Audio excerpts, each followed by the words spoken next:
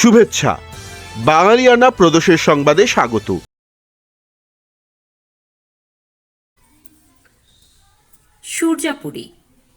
সূর্যাপুরী বাংলাদেশে অন্যতম ব্যবহৃত একটি ভাষা। বিশ্বজুড়ে প্রায় 3 লাখ আর বাংলাদেশে প্রায় 50,000 মানুষের মাতৃভাষা সূর্যাপুরী। ভারতের আসামের কিছু অংশ, পশ্চিমবঙ্গের উত্তর দিনাজপুর, নেপালের ঝাপা জেলা এবং বাংলাদেশের ঠাকুরগাঁও জেলার হরিপুর, বালিয়াডাঙ্গি এবং রানীশংকৈল উপজেলার ধর্মগড় ও কাশীপুর ইউনিয়নে এই ভাষাটি প্রচলিত। এই ভাষার কোনো লিখিত রূপ পাওয়া যায় না। বাংলাদেশের ভাষাতাত্ত্বিক বৈচিত্র্যের অন্যতম সম্পদ এই ভাষাটি। শুরুতেই শুনে নিচ্ছি সংবাদ শিরোনাম। বিশ্ব স্বাস্থ্য সংস্থার নতুন বিশ্লেষণ বলছে, হওয়ার আগেই ঠেকানো সম্ভব প্রায় অর্ধেক ক্যান্সারের ঘটনা। ঝুঁকি নিয়ন্ত্রণের অভাবে বাড়ছে আক্রান্তের সংখ্যা।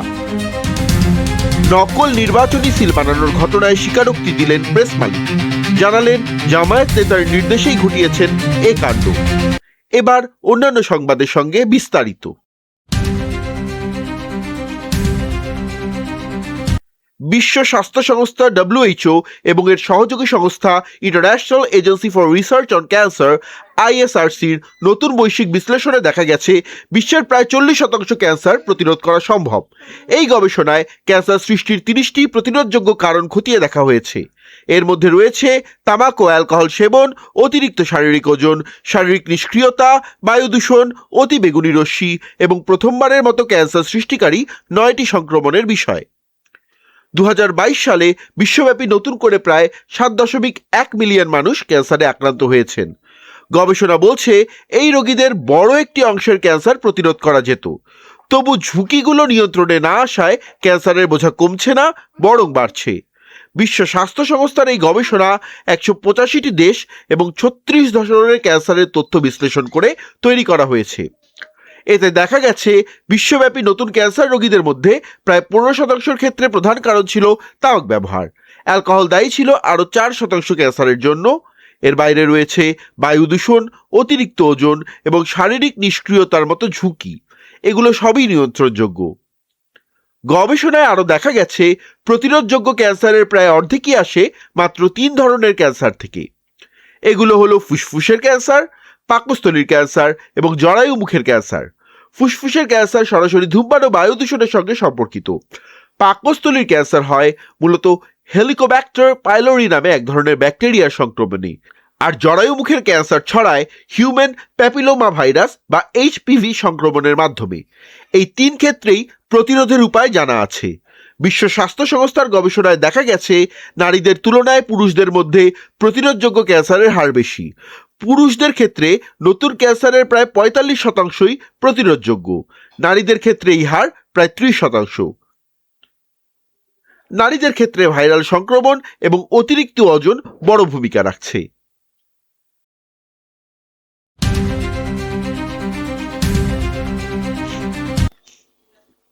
লক্ষ্মীপুরে ভোটের অবৈধ 6টি সিল উদ্ধারের ঘটনায় গ্রেপ্তার প্রিন্টিং প্রেসের মালিক আদালতে স্বীকারোক্তিমূলক জবানবন্দি দিয়েছেন। 4 ফেব্রুয়ারি বুধবার বিকেলে তিনি ফৌজদারি কার্যবিধির 164 ধারায় এই স্বীকারোক্তিমূলক জবানবন্দি দেন। এ সময় তিনি ভোটের সিল তৈরির নির্দেশদাতাদের নাম প্রকাশ করেন। স্বীকারোক্তি দেওয়া আসামির নাম সোহেল রানা। তিনি সদর উপজেলার চুমচর ইউনিয়নের বাসিন্দা এবং মারিয়াম প্রেসের স্বত্বাধিকারী। মঙ্গলবার বিকালে শহরের পুরনো আদালত রোডের মারিয়াম প্রেস থেকে ভোটে ব্যবহারের অবৈধ 6টি সিল, একটি কম্পিউটার, একটি মুঠোফোন সহ সোহেল রানাকে গ্রেপ্তার করে পুলিশ। লক্ষ্মীপুর সদর মডেল থানার ভারপ্রাপ্ত কর্মকর্তা ওয়াহেদ পারভেজ স্বীকারোক্তি দেওয়ার বিষয়টি নিশ্চিত করেছেন। তিনি বলেন, জামায়াত ইসলামী নেতা সৌরভ হোসেন ওরফে শরীফের নির্দেশে এসব সিল তৈরি করা হয়েছে বলে সোহেল রানা আদালতকে জানিয়েছেন।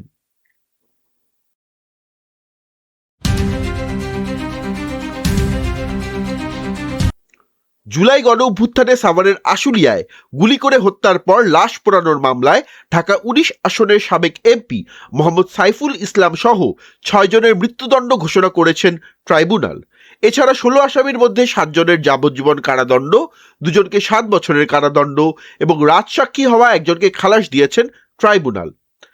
ফেব্রুয়ারি বিচারপতি নজরুল ইসলাম চৌধুরীর নেতৃত্বাধীন 3 সদস্যের আন্তর্জাতিক অপরাধ ট্রাইব্যুনাল 2 এ রায় ঘোষণা করেন।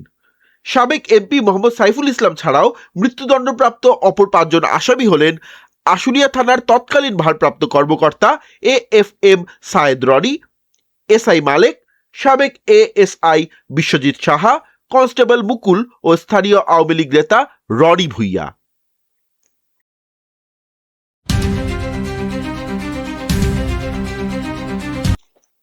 বিভিন্ন ক্ষেত্রে গুরুত্বপূর্ণ অবদানের স্বীকৃতি হিসেবে দেশের 9 বিশিষ্ট ব্যক্তি ও একটি প্রতিষ্ঠানকে 2026 সালের 21শে পদকের জন্য মনোনীত করেছে সরকার। 5 ফেব্রুয়ারি বৃহস্পতিবার উপদেষ্টা পরিষদের বৈঠক শেষে রাজধানীর ফরেন সার্ভিস একাডেমিতে এক সংবাদ সম্মেলনে এ তথ্য জানিয়েছেন প্রধান উপদেষ্টার প্রেস সচিব শফিকুল আলম। 21শে পদকের জন্য মনোনীত ব্যক্তিরা হলেন ববিতা, অধ্যাপক আব্দুস সত্তার, মেরিনা তাবাসসুম, আয়ুব বাচ্চু, ইসলাম উদ্দিন পালাকার, সাংবাদিক শফিক রেহমান, অধ্যাপক মাহবুবুল আলম মজুমদার, তেজস হালদার যশ এবং অর্থী আহমেদ। আর প্রতিষ্ঠানটি হল ব্যান্ড ওয়ারফেস।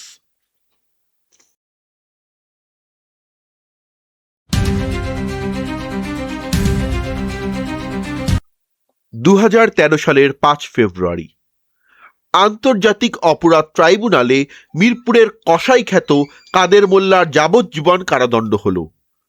কুখ্যাত এই যুদ্ধাপরাধী আদালত থেকে বের হয়ে 2 আঙুলে প্রদর্শন করলেন ভি চিহ্ন।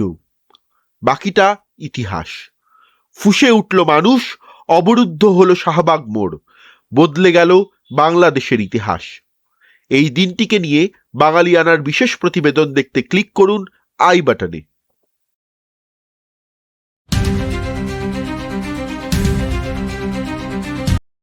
আগামী জাতীয় সংসদ নির্বাচনে নির্বাচিত সংসদ সদস্যদের সাবেক স্পিকার ও ডেপুটি স্পিকারের শপথ পড়ানোর সুযোগ নেই। তাই প্রধান উপদেষ্টার পরামর্শক্রমে রাষ্ট্রপতি থেকে মনোনীত কোনো ব্যক্তি শপথ পড়াবেন। না হলে প্রধান নির্বাচন কমিশনার নির্বাচনের 3 দিন পর শপথ পাঠ করাতে পারবেন বলে জানিয়েছেন আইন উপদেষ্টা আসিফ নজরুল। 5 ফেব্রুয়ারি সচিবালয়ে সাংবাদিকদের আইন উপদেষ্টা বলেন, আমাদের সামনে 2টি অপশন আছে। রাষ্ট্রপতি মনোনীত কোনো ব্যক্তি শপথ পড়াতে পারবেন, উদাহরণ হিসেবে হয়তো আমাদের প্রধান বিচারপতি হতে পারেন। যদি এটি না হয় তাহলে আমাদের যিনি প্রধান নির্বাচন কমিশনার আছেন তিনি শপথ পড়াবেন। এক্ষেত্রে একটা সমস্যা আছে, 3 দিন অপেক্ষা করতে হবে। আমরা অপেক্ষা করতে চাই না। আমরা নির্বাচন হওয়ার পর যত দ্রুত সম্ভব শপথ গ্রহণের ব্যবস্থা করতে চাই।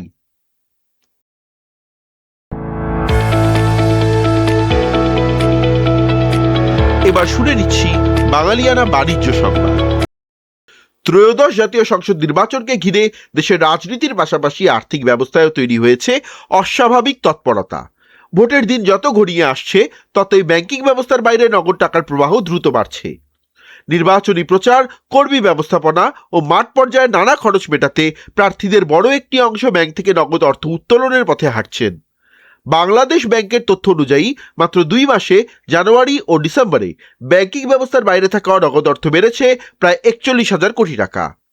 নভেম্বরে যেখানে এই অঙ্ক ছিল 2,69,018 কোটি টাকা, সেখানে জানুয়ারিতে তা বেড়ে দাঁড়িয়েছে প্রায় 3,10,000 কোটি টাকায়। অর্থাৎ মাত্র 2 মাসেই নগদ অর্থের পরিমাণ বেড়েছে 40,982 কোটি টাকা।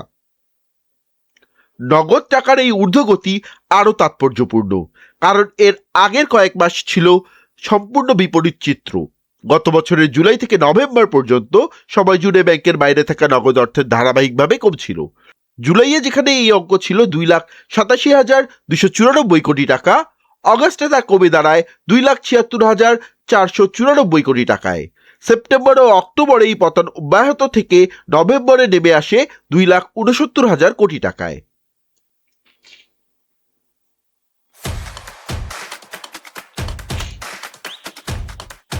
এবার শুনে নিচ্ছি বাঙালিয়ানা প্রদেশের সংবাদ শেষ হলো। ধন্যবাদ।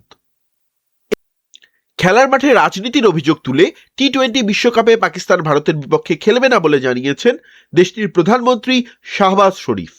তিনি বলেছেন, বিশ্বকাপ থেকে বাদ পড়া বাংলাদেশের পাশে দাঁড়ানোর সিদ্ধান্ত নিয়েছে তার সরকার। 4 ফেব্রুয়ারি বুধবার ইসলামাবাদে মন্ত্রিসভার সদস্যদের তিনি বলেন, টি-20 বিশ্বকাপ নিয়ে আমরা খুব পরিষ্কার অবস্থান নিয়েছি।